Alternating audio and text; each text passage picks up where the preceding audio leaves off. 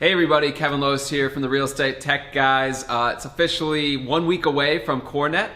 We couldn't be more excited. We hope you are too. In anticipation leading up to this great event, we wanted to share some clips from the planning sessions we had for planning the segment we're going to host about leveraging smartphones in the workplace. We are working with leaders who have some great thoughts and feedback, specifically Christian Bigsby of CISCO, Kurt Roth of Fraunhofer, and Steve Weikal of MIT. Take a look, let us know your thoughts. We look forward to seeing you next week. If we don't see you next week, you can always find more great content from the Real Estate Tech Guys on crowdcomfort.com.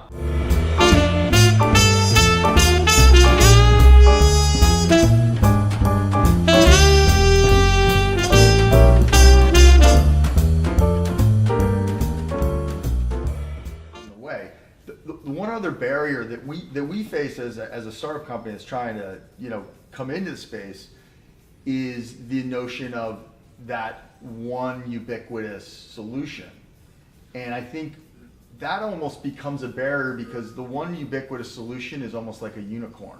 It doesn't really exist in a way that works today. And I think it will exist. I think it will emerge, but in software, has it ever existed in the real estate community? Wouldn't isn't Tririga sort of a kind of an end-to-end solution? That it isn't really an end-to-end solution, but isn't that the story from the legacy producers, from the legacy vendors? Yeah, I mean they obviously talk about it. Christian, what are you hearing from all these people and experiencing? Back to Kirk's story about all these great business cases that the problem is that some of these business cases are about as mature as when my daughter makes a sales pitch as to why she needs a new T-shirt. I don't think there's been that much more thought given into this. It's just because, and I actually think for the experienced real estate or facility leader, particularly people that have been around as long as I have, is the sales pitch of the integrated system invariably starts with the ubiquitous spider diagram, right? That shows, all these great things are going to be stitched together in this core. You end up on this journey of year after year after year of integration, and before you ever get the integration complete, it's time for yet another release and yet another upgrade and yet another update.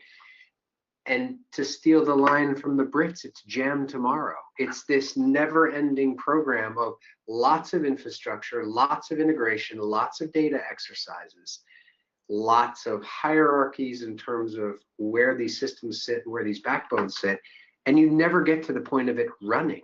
It's like owning a classic car, right? You just spend your whole time doing the maintenance activity and never get to drive it because it's raining outside. So sorry, I'm mixing a lot of metaphors here, but it is, for me, the problem with it is that there are people that launch an ecosystem and don't realize that it scares everybody away, and then there are people that grow an ecosystem very successfully.